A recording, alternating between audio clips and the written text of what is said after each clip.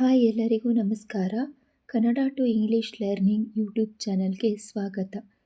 ಈ ದಿನದ ಇಂಗ್ಲೀಷ್ ಕಲಿಕೆಯಲ್ಲಿ ನಾವು ವರ್ತಮಾನ ಕಾಲ ಅಥವಾ ಪ್ರೆಸೆಂಟ್ ಟೆನ್ಸ್ ಅಂತ ಏನು ಹೇಳ್ತೀವಲ್ವಾ, ಅಂಥ ಪ್ರೆಸೆಂಟ್ ಟೆನ್ಸ್ ವಾಕ್ಯಗಳನ್ನು ಕಲಿಯೋಣ. ಮೊದಲನೇದಾಗಿ ಡಸ್ ಅಥವಾ ಡೂ ಅನ್ನೋ ಇದನ್ನು ಪದವನ್ನು ಬಳಸ್ಕೊಂಡು ಯಾವ ಥರ ಪ್ರೆಸೆಂಟ್ ಟೆನ್ಸ್ ಮಾಡ್ಬೋದು ಅನ್ನೋದನ್ನು ನೋಡೋಣ. ನೀನು ಇಂಗ್ಲೀಷ್ ಓದುತ್ತೀಯೇನು ಅನ್ನೋದನ್ನು ಡು ಯು ಸ್ಟಡಿ ಇಂಗ್ಲೀಷ್ ಅಂತ ಹೇಳ್ತೀವಿ.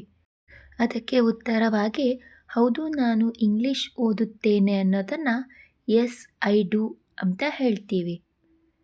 ಸನಾ ನಿಮ್ಮ ಮನೆಗೆ ಬರುತ್ತಾಳೆಯೇ ಅಂತ ಕ್ವಶನ್ ಕೇಳೋದನ್ನ does Sana come to your house ಅಂತ ಕೇಳ್ತೀವಿ.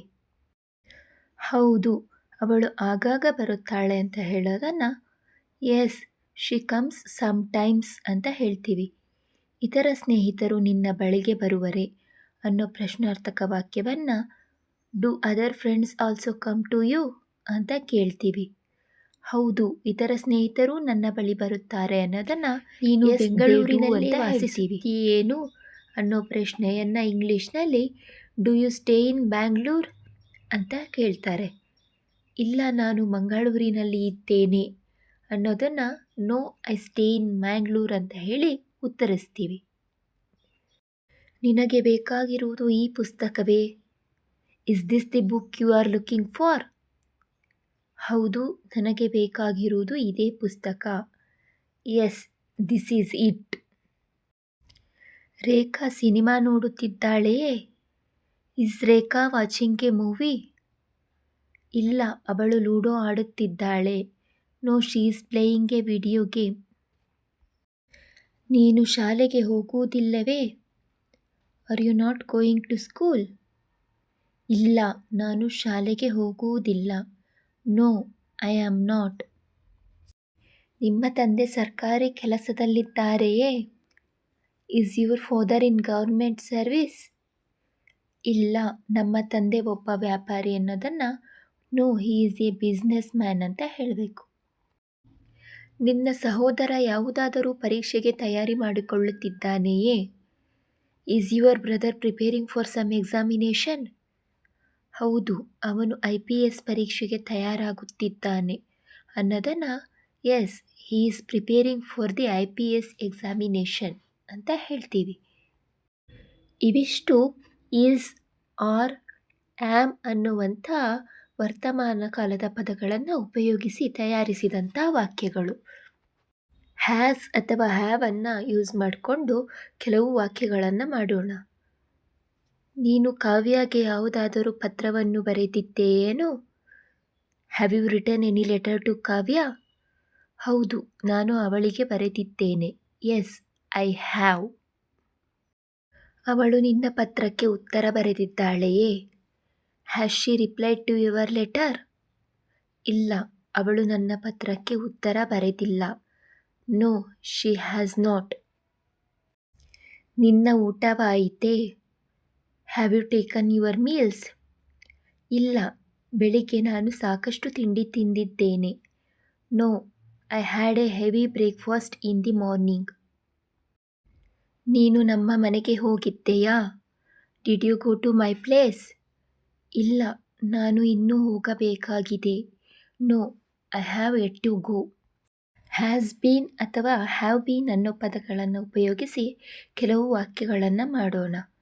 ನೀನು ಬೆಳಗ್ಗೆಯಿಂದ ಏನು ಮಾಡುತ್ತಿದ್ದೀಯಾ ಅನ್ನೋದನ್ನು ಇಂಗ್ಲೀಷ್ನಲ್ಲಿ what have you been doing since morning ಅಂತ ಕೇಳ್ತೀವಿ. ನಾನು ಬೆಳಗ್ಗೆಯಿಂದ ಪುಸ್ತಕವನ್ನು ಓದುತ್ತಿದ್ದೆ ಅನ್ನೋದನ್ನು I have been reading book ಅಂತ ಹೇಳ್ತೀವಿ. ನಿನ್ನೆಯಿಂದ ಇಲ್ಲಿಯೂ ಮಳೆಯಾಗುತ್ತಿದೆಯೇ? Has it been raining here also since yesterday? ಹೌದು ನಿಂತು ನಿಂತು ಬರುತ್ತಾ ಇದೆ. Yes it has been but not continuously.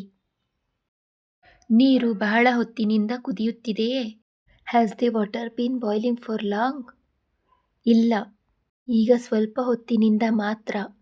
No it has been boiling only for a little time. ನಾವು ಈ ಮನೆಯಲ್ಲಿ 10 ವರ್ಷದಿಂದ ವಾಸವಾಗಿದ್ದೇವೆ. We have been living in this house for 10 years. ಅವರು ಕಳೆದ ಜನವರಿಯಿಂದ ಒಂದು ಹೊಸ ಪ್ರಾಜೆಕ್ಟ್ನಲ್ಲಿ ಕೆಲಸ ಮಾಡುತ್ತಿದ್ದಾರೆ. He has been working on a new project since January. ಇವಿಷ್ಟು ಪ್ರೆಸೆಂಟ್ ಟೆನ್ಸ್ ವಾಕ್ಯಗಳು. ಈಗ ಕೆಲವು ಅಫಿರ್ಮೇಟಿವ್ ಸೆಂಟೆನ್ಸ್ ಅಥವಾ ದೃಢಸೂಚಕ ವಾಕ್ಯಗಳು ಅಂತ ಹೇಳ್ತೀವಲ್ವಾ, ಆ ವಾಕ್ಯಗಳನ್ನು ನೋಡೋಣ. ಹಾಗೆ ಅವುಗಳ ನೆಗೆಟಿವ್ ಹಾಗೂ ಇಂಟರಾಗೇಟಿವ್ ವಾಕ್ಯಗಳನ್ನು ಸಹ ಕಲಿಯೋಣ. Affirmative sentence: you are writing a letter. You have written a letter. ಈ ವಾಕ್ಯಗಳನ್ನು ನೆಗೆಟಿವ್ ಆಗಿ ನೋಡೋದಾದರೆ, you are not writing a letter.